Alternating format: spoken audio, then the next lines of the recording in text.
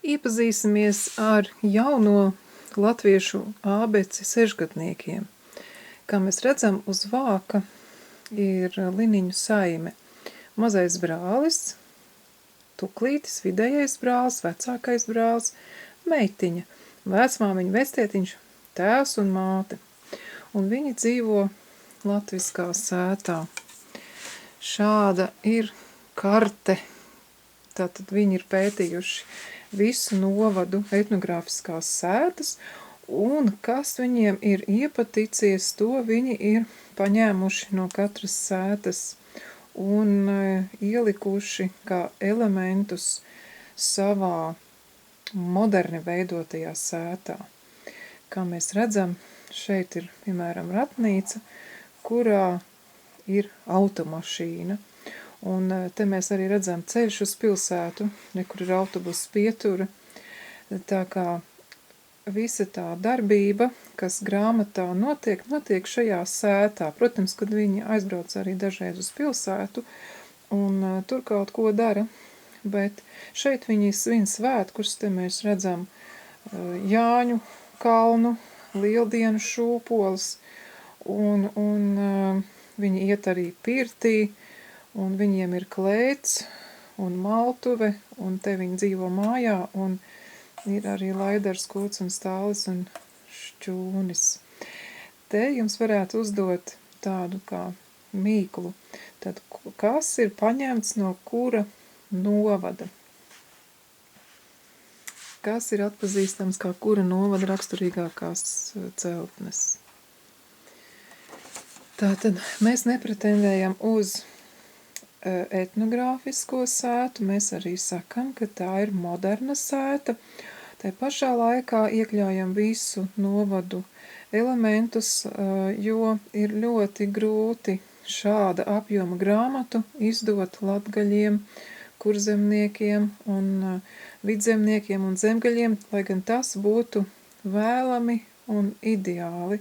Mēs saprotam, ka tam ir vajadzīgs 4 reiz lielāks finansējums un arī 4 reiz vairāk gadu, lai to tik ļoti sīki izstrādātu un paceltu. Vai ir vajadzīgi daudz vairāk ļaudis? Līdz ar to arī daudz vairāk finansējums. Tā. Un te mums ir tālāk. Tālāk ir mazliet, es parādīšu grāmatā. Te ir uzrunas un saturā. Saturā mēs redzam, ka mums ir arī Jāņu laiki un gadskārtas ir šeit iekļautas iekšā, 39 burti. Un tātad šīs ābeces komplekts sastāv no padomu tīne, kurā mums glabāsies visi dati, līdzīgi kā bija 5-gadnieku grāmatai. Tad ir burtu tovers, kurā mums ir visi mācāmie burti, mēs viņus ņemsim laukā. Tā jūs redzat, kā mēs senos traukus moderni pielietojam un interpretējam to kā intelektuālo krātuvi. Bet, tai pašā laikā mēs iepazīstam šos senos priekšmetus. Darba lapu ķipis, tās ir arī tā kā mazāk svarīgas, un tās būs kā atsevišķi pielikums un slepenā pūra lāde.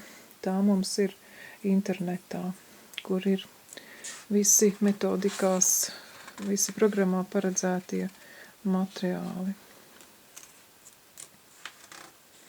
Te mēs redzam, ko kurš dara šajā lauku sētā, tāda iepazīšanās ar visu ģimeni. Un te ir izskatīts katra personāža raksturs, kas kuram patīk, ar ko viņš labāk nodarbojās. Vecākajam dēlam ļoti patīk amatniecība. Un mēs redzam, ka tēvs ar māti ir lauksaimnieki un mēģina saimniekot ar senajām metodēm, eksperimentē ar tām. Te mēs redzam lapiņu no gadskārtu īražu svētkiem. Tā, te mēs iepazīstamies ar maltuvi, un mums ir arī mācāmais burts. Tas tiek sasaistīts ar visu to, kas ir maltuvē, maiss un milti un mētelis, un tas viss ir vienā kontekstā apgūts. Šajos stāstos, kas ir pielikumā, ir liela izvēle skolotājiem. Ir stāsts, kurā tiek pastāstīts, kas notiek šajā bildē, bet ir klāt arī autentiskās teikas vai pasakas, kuras māte, vecmāmiņa, vectētiņš šiem te bērniem ģimenītei stāsta kā vakar pasaciņas. Tā kā tur ir skolotājiem izvēle, vai viņš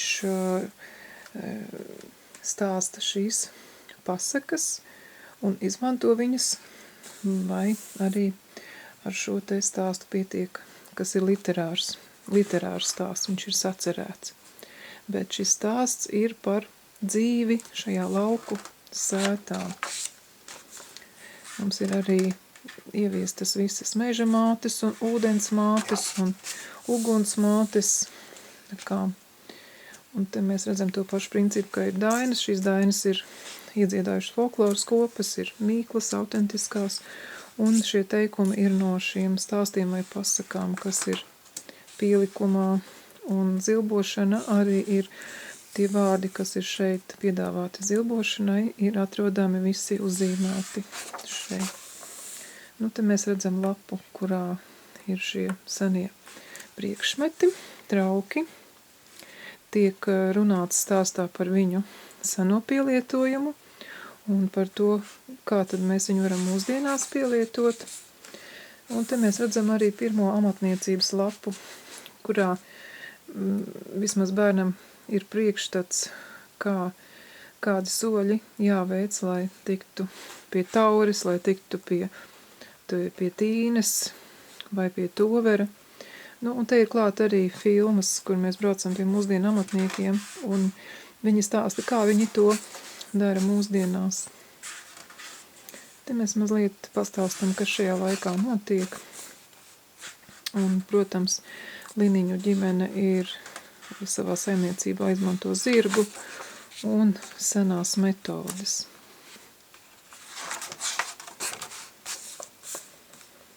Tā, un arī viņiem ir daudz lopi, gana, un te ir arī kulinārija.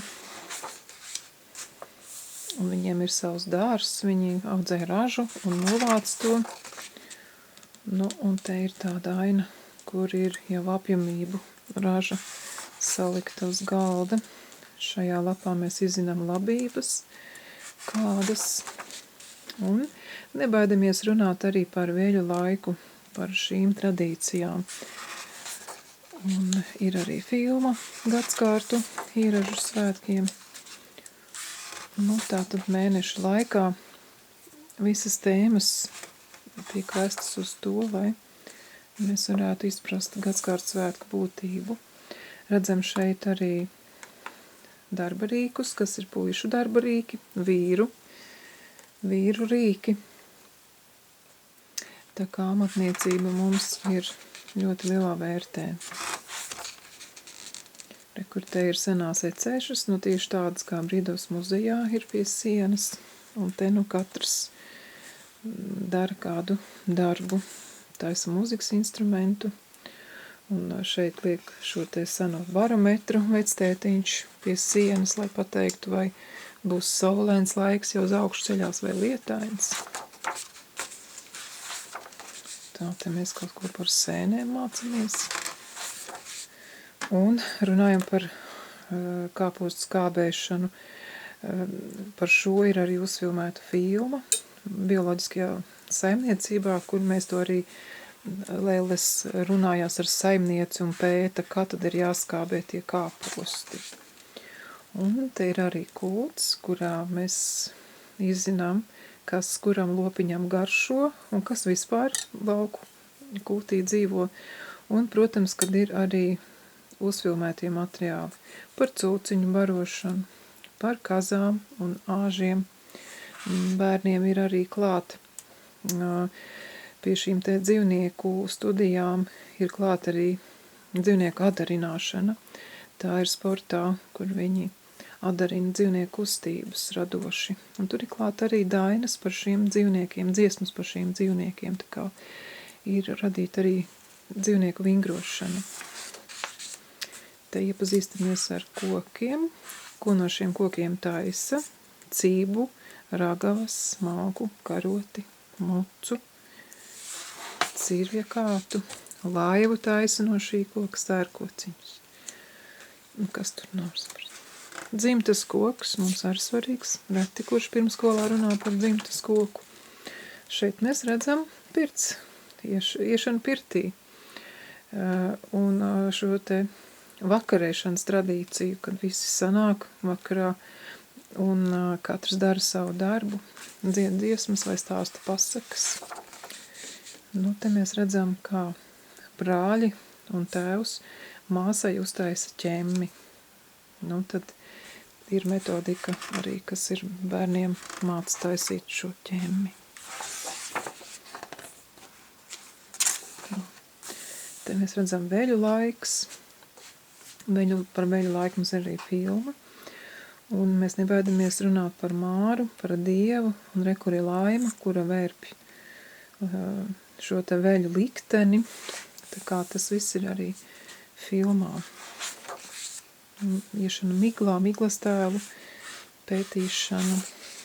Mēs redzam Mārtiņu laiku. Tā simboliski mēs ievadam ar svarīgākajām lietām. Tā ir rija un spriguļi, tā tad kulšana. Un kulšanu mēs pie jums jau filmējām. Tas materiāliņš ar tāds maziņš ir.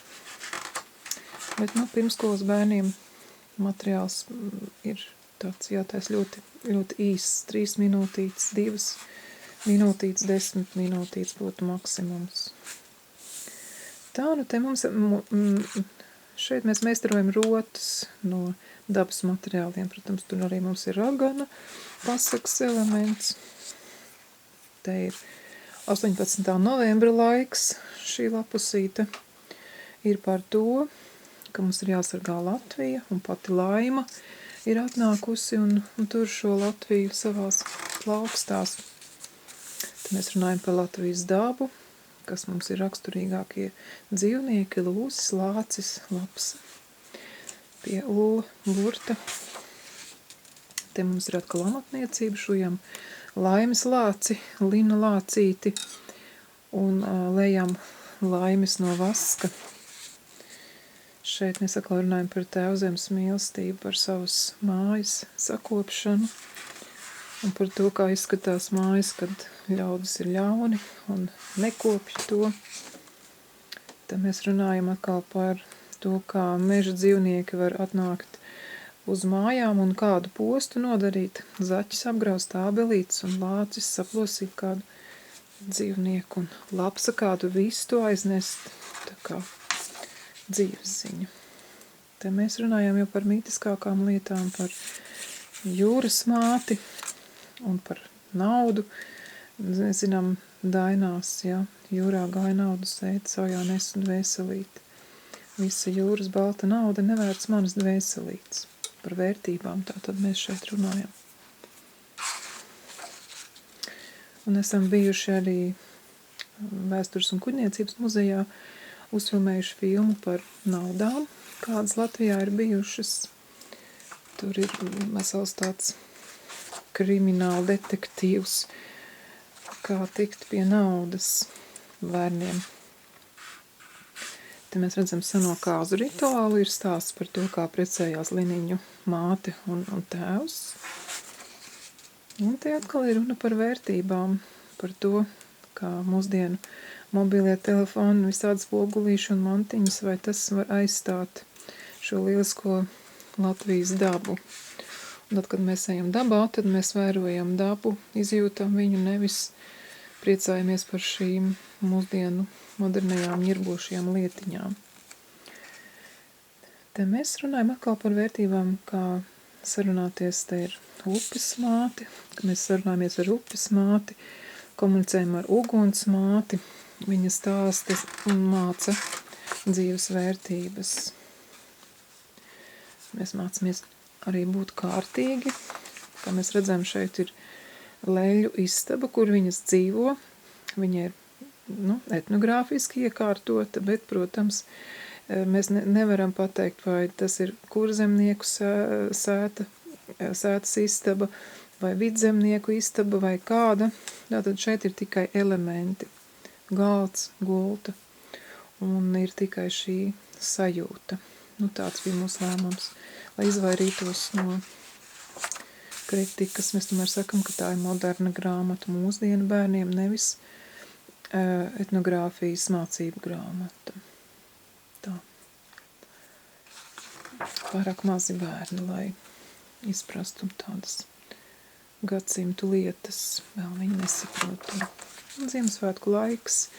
Protams, ka mums svarīgi runāt par budeļu ķekatu, danču bērnu jēgu, kāpēc tas ir jādara un kā. Šī lapusīte ir arī amatniecības lapusīte. Runājam par visiem puzuru veidiem, kas arī skolotājiem nav zināmi. Esam par to uzfilmējuši filmu konkrēti, kas tiek taisīts. Arī šī ir amatniecības lapa, kur sveces mēs lejam un taisam un rulējam. Un šeit ir arī pamācības, kā uztaisīt maskas. Kāpēc? Ko viņas nozīmē? Kāpēc tieši šī maska un Ziemassvētkos? Tur mēs esam filmējuši arī folkloras biedrības izveidoto izstādi Dabas muzejā par visu laiku maskām, par vecīšiem, par Ziemassvētku masku grupām, par meteņu masku grupām. Un tā kā to mēs arī liekam iekšā. Un te jau ir aprakstīti arī pats Ziemassvētku rituāls, iešana danču bērnos un tā tālāk. Mēs ļoti daudz izmantojam mūsu programmā darbu ar dabas materiāliem. Mēs pilnībā savā programmā esam izskauduši plastilīnu un maksimāli mazinājuši kaut kādus papīra darbus. Mums vairāk ir, kā redzat, tāsis un lapas un sūnas un ķērpji. Un tāpēc arī ir šāda lapusīte, kurā mēs piedāvājam izšūt latviskās zīmītes un veidot pupu rakstus un taisīt kompozīcijas ar dabas materiāliem. Tā mēs tagad ejam 2. pusgadā. Te mums ir meteņi. Mums ir uzfilmēta filma par aitu cirpšanu, ganīšanu. Te mēs taisam veselīgo ēdienu, pārtiku. Un runājam arī par aušanu, par auseklīšu nozīmi.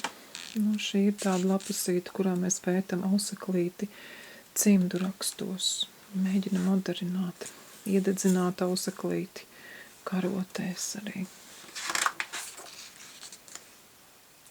Te mēs runājām par iesnām un ievogu ievārījumu, bet tas viss ir saistībā ar šo mācāmo burtu. Tā kā tas nebija viegls darbs, to visu salikt kopā un vēl ielikt dzīves ziņas elementus, pasaku elementus un to visu sasaistīt. Dažādi ielāpu veidi atkal, tā ir.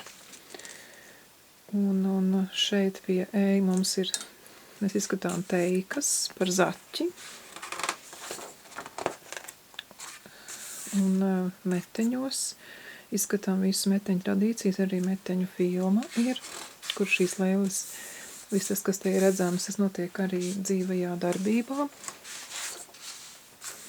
Un tas ir tas modernais burts, kur bija ļoti grūti iekomponēt šajā latviskajā vidē, un mēs apstājamies pie filcēšanas, ka mēs filcējam ainavu. Un mēģinām dažādas zīmes iefilcēt šajā ainavā. Arī frizūras, tas arī ir mūsdienu elements. Un tā kā mums tas noteikti ir jāsasaista. Šeit mēs redzam pasaku elementu, ka visi brāļi šauj katrs uz savu pusi, un katrs trāpa savā pasakā. Tā kā skolotājiem ir izvēle, kuru pasaku par šo burtu lasīt. Te mēs atkal redzam, kā uztaisīt bultu, pamācība. un izšujam arī etnogrāfiskos rakstus. Atkal ir lieldienu filma par lieldienām. Un šeit ir senlatviešu pils, par kuru ir piemeklēta teika. Un šeit ir aicinājums katra novada iestādēji meklēt tās teikas, kas ir pierakstīts tieši viņu novadā. Tā kā mēs maksimāli tur, kur tas ir iespējams, mēs aicinām pētīt savu novadu tradīcijas un arī folkloras materiālus. Un faktiski, ja ir iespēja aizstāt to, kas ir šeit piedāvās, tā kā skolotājiem diezgan liela brīvība ir tā kā iekļaut šīs novada tradīcijas. Te mēs redzam, mēs izskatām visu piena ceļu, ko no piena taisa. Un runājam arī par ēšanas tradīcijām, ieradumiem. Te mēs redzam pašu lieldienu rituālu un olu krāsošanas metodikas te ir iekļautas. Atkal ir svešādais burts H, kuru mēs esam mēģinājuši interpretēt un apiet. Esam pārvērtuši to par humoru, un pie šī humora esam tad pielikuši klāt apdziedāšanās ar humoru. Tātad apdziedāšanās tradīcija ir pielikta pie šī svešādā burta H, un atkal mēs viņu tā kā, tomēr iekļaujam tādā latviskā garā.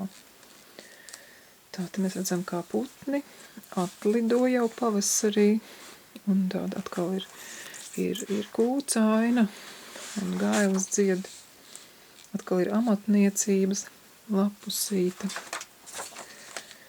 Un atkal ir tāds svešādāks burts Ģ, kur mēs atkal mēģinām interpretēt un pievilkt pie dzīves ziņas tradīcijām.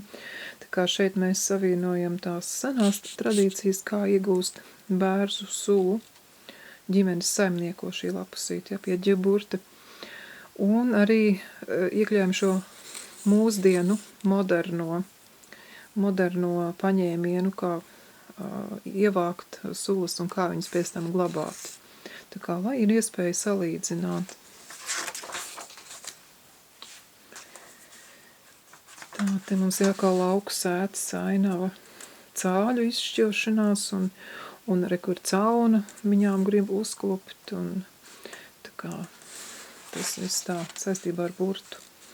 Te mēs runājām par senajām cepurēm vīriem un senajām galvassegām sievām, un tiek šūta aubīte mātei.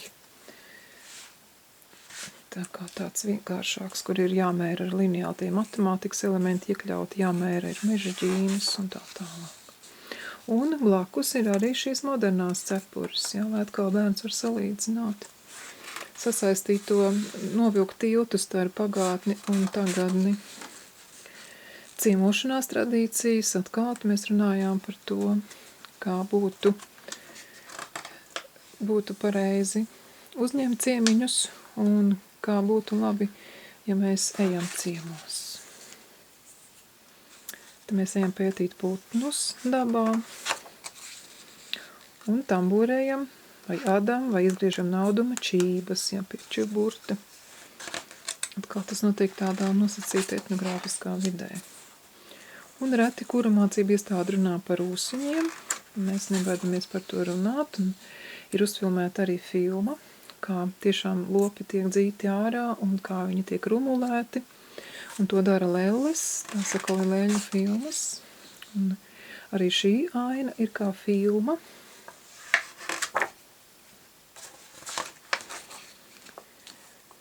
Te mēs atkal esam pie burta, ir sarunas ar žagatu, tad mēs uzturam dzīvo dabu kā sarunu partneri. Un pie jums Bīdos muzejā mēs filmējām arī žogus, un te ir šī grāmatas lapa kura palīdz arī atcerēties to, kas bija šajā filmā. Un, protams, ja ir entuziasms, tad var mēģināt uztaisīt mazu zedeņu žoga modeli. Te mēs runājām jau pavasars, ir gan arī programmas beigas, mēs runājam par rotāšanās tradīcijām, kad visas meitas uzkāpj kāda galā, un tad laiž balsi lejā dziesma, dziedāšana, dzīparu, kamols, dziesmu kamols, un veselīgs dzēriens, un tā. Te mēs taisam dzīparus, atkal ir amatniecības lapiņa, kur ir metodika, kā savīt konkrēto prievīti. Un 6-gadīga grāmata beidzās ar to, ka Liniņu ģimene iekārto Jāņu kalnu. Viņi iestāda bērziņus, kurus nevis katru gadu cirst, bet atkal tā ekoloģiskā domāšana iedēstīt un vienkārši katru gadu ap Jāņiem vai nu sasiet kopā un izpušķot, un tad atkal atsiet, lai viņi aug tālāk. Tāda filozofija. Un tiek stādīts arī Jāņu kalna ozols, kurš tad būs tas, pie kura visa dzimta vēlāk pulcēsies tieši uz Jāņiem. Un beidzās ar to, ka Liniņi ierauga, ka tāda pati sēta, kā viņiem ir izveidota, ir arī jau uzradusies kaimiņos un vēl citos kaimiņos un vēl kaut kur tālāk, kad viņi ar savu dzīvesveidu ir iedvesmojuši citus cilvēkus arī veidot līdzīgu ekoloģisko lauku sētu, un tas ir tas mūsu vēstījums Latvijai, lai tādas modernas un mūsdienās aktuālas latviskas lauku sētas būtu pa visu Latviju. Tā beidzās šī grāmata. Un tad, protams, ir vēl džemperi ar Jāņu zālēm, un ir par Jāņiem vesels 4 sērijas uzfilmētas par visu Jāņu rituālu, par gatavošanos, par zālītēm, par pirts rituālu, par pūdeles pacelšanu un par plosniņu laišanu un tā tālāk. Šeit ir mīklu apminējumi. Beidzās ar alfabētu. Un tad ir arī vēlreiz tā pati lauku sēta. Lai bērni vieglāk var orientēties, ja mēs runājam stāstā par laidaru, kas tad tur notiek, kuri lopi, kurā vietā ir, tad viņi jebkurā brīdī var atvērt šo karti un izprast, kurā vietā, kuri lopiņi dzīvo, uz kuru vietu, kura no vēlēm iet. Piemēram, te meitiņa nāk no pagraba, tad pagrabs ir šis, un tā tālāk. Tā kā paldies par sadarbību.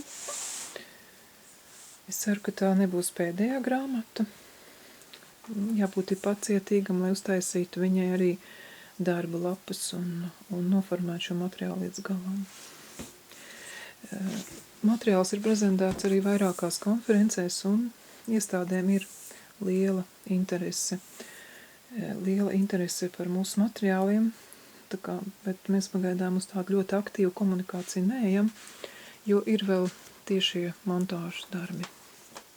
Tā kā gaidiet prezentāciju un gaidiet, kad mēs būsim gatavi jums šo uzdāvināt.